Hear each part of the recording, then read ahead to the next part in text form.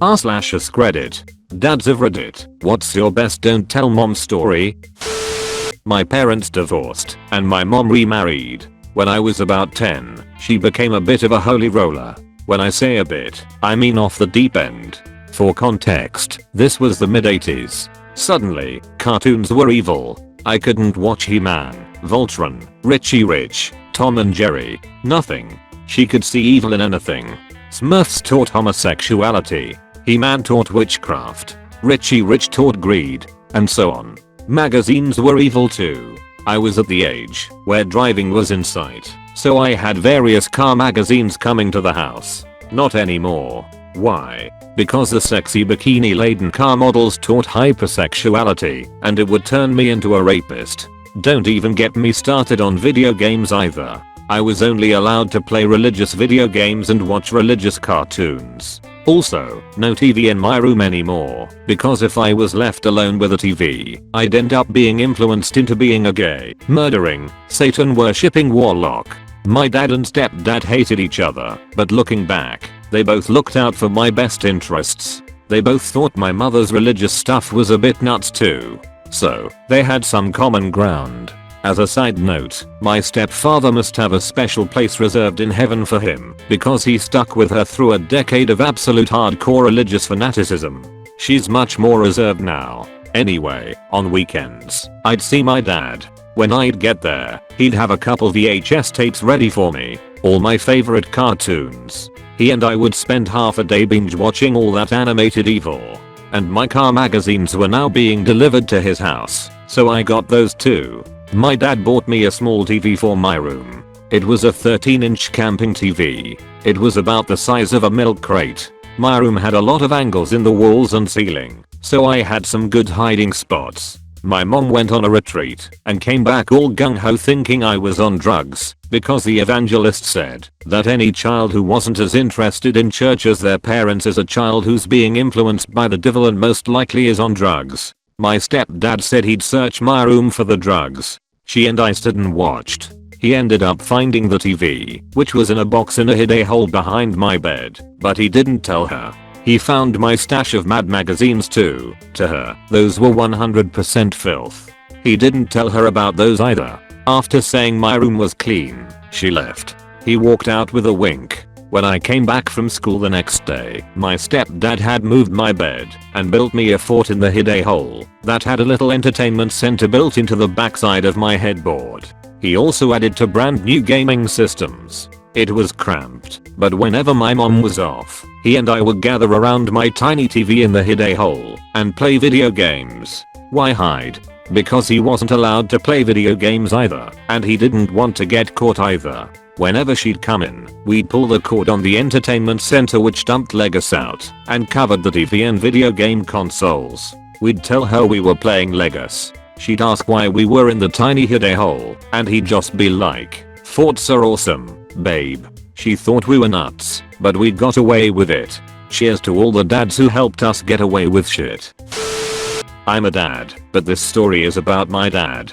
It was the summer before my last year at college. A friend of mine got a job across country and he decided to take the opportunity to see as much of America as possible before he had to start work. He asked me to come along. It was going to be a month-long road trip.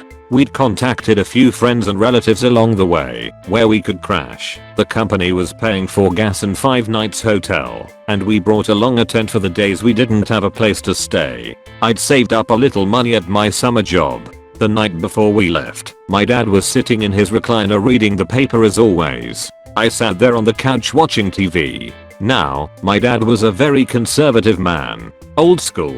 The kind of kid should be seen and not heard parent. Not big on emotional displays.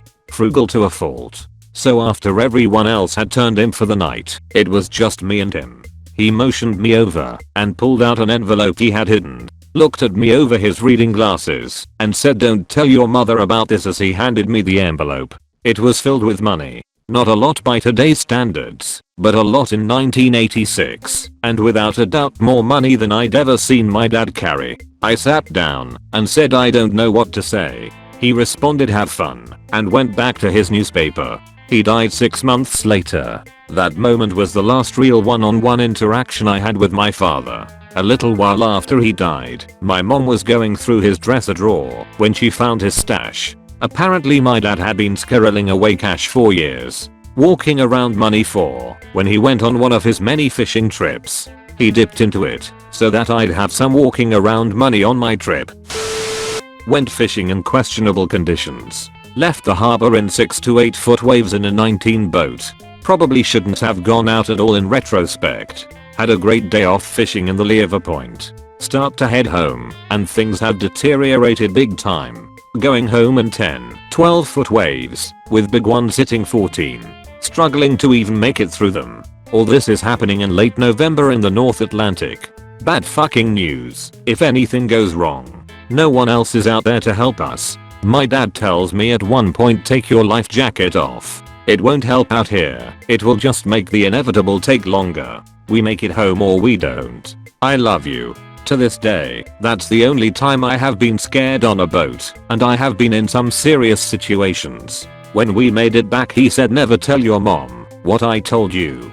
That is between you and I. So yeah, that's my craziest don't tell mom story. Edit. First, thanks for the gold I guess. Second, this happened off Montauk Point in a ripping ebb current going out quickly, so the if anything happened we would be a mile offshore within a few minutes. We were on the VHF with some friends on shore, but the reality of the situation is that no one short of a helicopter will be fast enough to get there before you go hypothermic. Water was in the mid 50s and air in the mid 40s. And even with a helicopter it would be highly unlikely that we get found in those waves. Last, I'm not gonna stand up for being out there in those conditions. It wasn't smart, but to be fair we left in very acceptable conditions with a forecast saying the winds would be calming down. For us 6/8s are not outlandish at all, and I will go fishing any day of the week in that. And when we went out the breeze was going with the tide, so the waves were much longer. We fished underneath the cliffs at the point all day listening to NOAA still tell us the wind was dying. We didn't know it had picked up until we rounded the point to go home and realized not only had the breeze picked up, but when the tide switched they were not going against each other, so the waves were standing much more vertical. Oh, forgot to add that yes, my dad is a total badass. He has been in conditions much worse than that and understands the realities of being offshore. He's always taught me that you have to respect the ocean and once you don't, you're dead. So I'm working on an extension to our house, building in the garage. My wife has to pop out to the shops and leaves my youngest, at the time 6, and her cousin, 5, in my care. We're putting up plasterboard and the bricklayers are working, but I still try and check on them regularly. Suddenly I realize there is silence from upstairs where they were playing. Parents, you know the silence I'm talking about. The lack of sound that means your kids are doing something they shouldn't. I call out to them. No response. Fuck. Run upstairs and they're not in the room they were playing in. Call out again. There's a muffled response from our bedroom as the door is closed. I burst through that door like an NFL linebacker and there they are. Sitting in the middle of our bed with my wife's MacU parade around them. They are covered in the stuff. Lipstick smeared all over their faces. There is foundation ground into our brilliant white duvet that my wife loves. I grab a bag of wet wipes and get to work. 5 minutes and I'm able to remove 99% of the crap off their faces. Then I banish them to the playroom and take the duvet and all the sheets and put them in the wash. Toss in the bottom of the bin one of my wife's compacts that has had all the powder lost from it. She has others. Once that is done I head to the playroom. They are looking at me. They know they are in trouble. I crouch down in front of them. Listen girls, do you want to do a sleepover tonight? Sleepovers are their most favorite thing ever. Yes. They squeal. Okay, we can do that, but only if you don't tell your mothers about playing with the MacU. If you do that, you'll get in trouble and you won't be allowed a sleepover. They both agree solemnly and then go back to celebrating their unexpected bounty. I go back downstairs and return to work. Wife arrives home about 10 minutes later. Shortly thereafter she comes downstairs. Why did you put the duvet and sheets in the wash? I only changed them yesterday. I look puzzled. Sorry, I thought they always got washed on Saturday. I was just trying to help you out. Oh, by the way, I promised the girls they could have a sleepover here tonight. Hope that is okay. Wife thinks I'm sweet for helping out with the laundry. Sleepover is 100% okay. They never told. There were no marks on the duvet. Wife thought she lost her compact somewhere. I'm not the dad in this situation, but his son. When I was 17, the summer before my senior year in high school, I was helping my father and his friend Hot Rod clear out 13 acres of land in a bootleg excavation contract. We had a pile of white oak that we needed to burn that was the size of a small house. Dad and Hot Rod had gone to a small engine repair shop and traded who knows what for a 55-gallon drum of used oil that they poured into a loader bucket and dumped on top. They weren't aware that the oil also had gasoline mixed in it, so my father sent me to the top of the pile with a torch to light the oil and jump off. Nope. August in Virginia is not only hot as hell but also humid. So the gasoline vapors had collected inside of the foliage and exploded, engulfing me in a flash of flame. I got blown off the pile of brush onto the ground and immediately felt like I had bad sunburn until I saw my hand smoldering and ran to the water cooler and shoved my arm into it. That then sent lightning through my arm and helped me realize my face was also burnt. My father, quick to react, mustered all of his medical training into one sentence and 3 handouts. Chug this beer, take this Motrin 800, and smoke this bowl. I had known forever my dad smoked pot, but it was sort of an unspoken pact. We didn't talk about it. Needless to say, I get this speech. Son, now we can call the ambulance, but they are gonna call the cops, and the man is going to come out here and probably lock me and Hot Rod up. It'll probably take them 45 minutes to get home, and your mom is going to beat my fucking ass to a pulp. So if you don't think you need to call the man, I'm just going to take you home. It's about an hour home, and on the way I started crying, obviously in shock, about how I didn't want my mom to get mad at me. That's all I kept saying.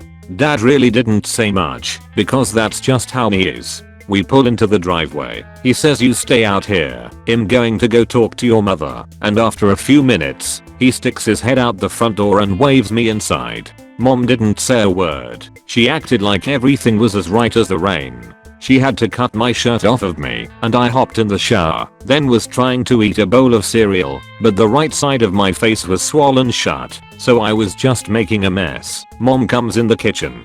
Hey baby, so, you think we should head to the I said sure, and we went. Mom was parking her car, and I was trying to fill out the paperwork with my left hand. People all around me were looking at me like I was the spawn of Satan. Had no idea what I looked like. Got seen. 2nd and 3rd degree burns. Administered immoral. Went home. Don't remember a week of my life. Mom said she would come into my room, restart the Dave Matthews Band DVD in my player when she heard the menu music, put a Percocet in my mouth, and 3 times a day feed me soggy honey bunches of oats. I wake up, see myself in the mirror for the first time, had half a beard on the left side of my face, and the right side looked like extra crispy from KFC. I started crying, not thinking I would ever be the beautiful young man I once was. Mom comes in the bathroom, hugs me, and says, well son, next time you are filling a chainsaw make sure it's not running.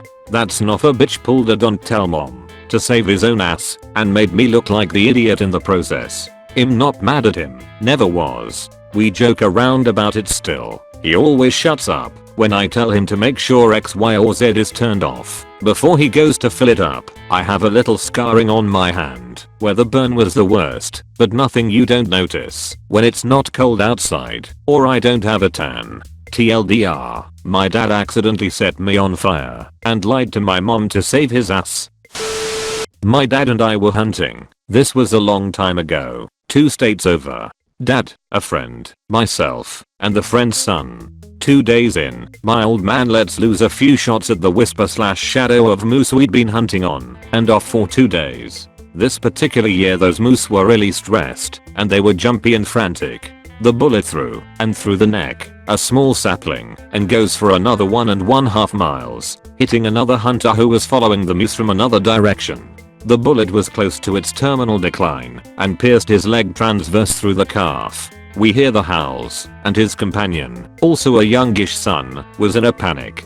This was deep in the forest in Maine, out past Jackman, which truly is wilderness, especially at that time, before cellular communications, before satellite communications. We knew there was a tagging station in the range of 10 miles. I was 11, our hunting partner's kid was 12, the wounded hunter's son was also 12. My dad was a retired army medic who had seen some shit in Korea, and the wounded hunter was a Vietnam vet. My dad did a field dressing and stopped the bleeding, but the guy was immobile and in a lot of pain, and we could see the ripped muscle underneath the dressing. So it was decided the 3 boys would hike back to our Jeep, drive it back to the nearest point of entry to pick up the wounded man, and then go to the tagging station to call for help.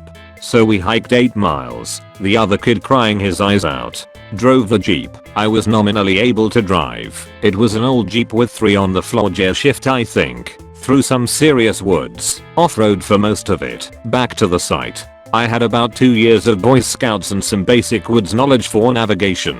We get back, the guy's in serious shock. My dad and the hunting partner had created a litter. We all worked to get the wounded dad on it, carry him about 1,000 yards to the edge of a sketchy trail, load everyone up. I start to get out, and my dad looks at me and says something I will not never remember. Looks like you got this one, son, and I drive to tagging station. The ambulance transported the man to the hospital, but the guy's kid was in the middle of nowhere, so we arranged to get him to relative. Then we stayed at the shittiest motel I've ever stayed in to this day before heading home. When we got home, all that was ever said to mom was in response to her question, "Did you bag anything?" My dad responded in his best way, "Nothing we could keep." I took my 2-year-old son to the mall one Saturday afternoon to give my wife a break. We checked out the Lego store and watched the skaters in the rink and generally had a pretty nice time. Now I'm a TCU football fan, and after a couple of hours I started to wonder how the game was going when I remember there was a sports bar in the mall. Specifically it was a Hooters. So we both strolled down to the Hooters to catch up on the scores and maybe get some wings. I would not normally take my 2-year-old to a Hooters, but I was really curious about the score and hungry. My son was a big hit with the waitresses, and they made a fuss over him while I watched the end of the game.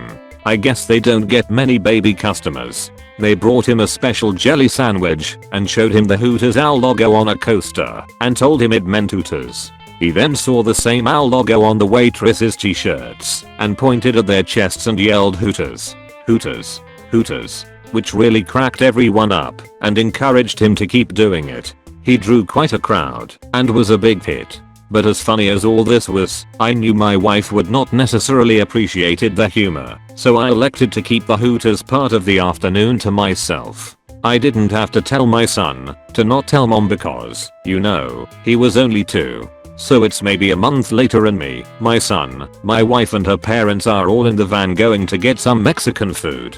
By this time I was on my way to completely forgetting about our mall Hooters adventure. My son is strapped in his baby seat in the back sitting between his granny and granddad when I made the mistake of driving past a different Hooters. As we passed, my son saw the big sign out front with our logo and went nuts and started yelling Hooters, Hooters, Hooters. I thought oh shit and kept driving. My wife and her parents stared at my son in shocked, surprised silence. I guess that was not the response he expected, so he doubled down and started slapping his grandmother's chest and yelled Hooters, Hooters, Hooters, and laughing. My wife was beet red when she turned to me and asked how does he know about Hooters? There are times when honesty is the best policy and you have to fess up and tell the truth. This was not one of those times. I said I don't know. Maybe he saw it on TV. I know, pretty lame. But I stuck with that story like a drowning man to a life preserver until I sold it. My son couldn't watch TV unsupervised until he was 13. Being 26 right now, when I was little, Pokemon had just hit the shelves in the US. My father bought me Pokemon Red, and he got himself a copy of Pokemon Blue, and thus our Pokemon tradition was born. Every time a new group of games came out, we would each get one and play and bond over the new games. My father was a cardiologist, quite a spectacular one at that, so he was always on call and went to different hospitals across the country for days/weeks at a time to help build up cardiology centers in hospitals across the US. Fast forward to my 6th grade year in middle school. It was 11 AM and all of a sudden I was pulled from class and told that I had to leave for a doctor's appointment. I get to the office and there was my dad. That in itself was surprising because he was supposed to be in Anchorage, Alaska for another week. He said we were going to the doctor's and then we would head home. But as I got into our car, he tossed a beige bubble mailer at me and just grinned from ear to ear. I opened the package and inside were 2 Japanese versions of the new Pokemon games that had literally been out 3 days in Japan. This was the early days of shipping and buying things online, so it was a huge surprise that he got them, especially since you couldn't just hop on eBay or Amazon and order them. We went to get some lunch and then we went home and played Pokemon for hours, just the 2 of us. My mother was a nurse manager at this point and was more of the tough parent since I spent a lot more time with her than my dad. He was allowed to be the good guy since he had to travel a lot. He looked at me about a half hour before my mom was supposed to get off work and said, "We are going to do this again tomorrow, but if you tell mom, we are both going to get it. So say nothing, it's just our dude's secret." My mom got home and he surprised her with flowers and was just happy to be home a week early, and it is honestly one of my favorite memories of my father. My dad was killed a year later in a shooting, and this was one of the last times we got to just hang out together, and I will always remember it fondly, and I plan on doing the same type of thing with my kids when I have them. Late to the party, but it's good. My father has been a subdued, mild-mannered man for as long as I remember. My mother wears the pants in the family and he meekly obeys to maintain the peace. This was not always the case. He served in the Navy when younger and used to drag race the beach parking lots of Norfolk, Virginia in the 60s. Their first car, when he got married, was a 1968 Camaro SS. Before that he had GTOs and other muscle cars. In 1994, my dad, well into his subdued state, was the proud owner of a Chevy Caprice. Nothing special, but it had a 305 V8 and rear wheel drive. It was a big boat, but had decent power. He and I were out for a drive to a neighboring town, and the main road was under construction. They had built a temporary bypass with a strict 35 miles per hour speed limit. The regular road was 55 miles per hour, and so the traffic through the bypass was usually faster than the 35 miles per hour speed. My dad was the lead car of a large pack of traffic and was cruising along at about 60 miles per hour. We came around a corner to find a highway patrol car in the median facing directly at us. He flipped his lights on before we even went past him. To my shock, my dad didn't slow down to pull over. He looked in his rear view, saw the heavy traffic behind us, and floored the gas pedal. The cop, shocked as the Caprice roared past, couldn't pull out and U-turned very quickly due to the cars that were behind us. My dad sped the Caprice up to a full 120 miles per hour heading up the hill and away from the patrolman. He was calm and smooth as he roared around the other vehicles, but didn't say a thing. We drove about 1 mile, passing a business and an off-ramp. Then he quickly caught the next off-ramp, pulled off, and turned left under the overpass. He parked under the overpass and turned the car off. Silently he waited 30 seconds until we heard the scream of a siren wail overhead on the freeway. He dropped the car into drive, slowly pulled out, and got back on the road in our original direction. After what seemed like hours of silence, he turned and looked at me. "Don't tell your mother." It amazes me to know what lurks under the mild manners of my dad. Thank you so much for watching. Please like and subscribe the channel.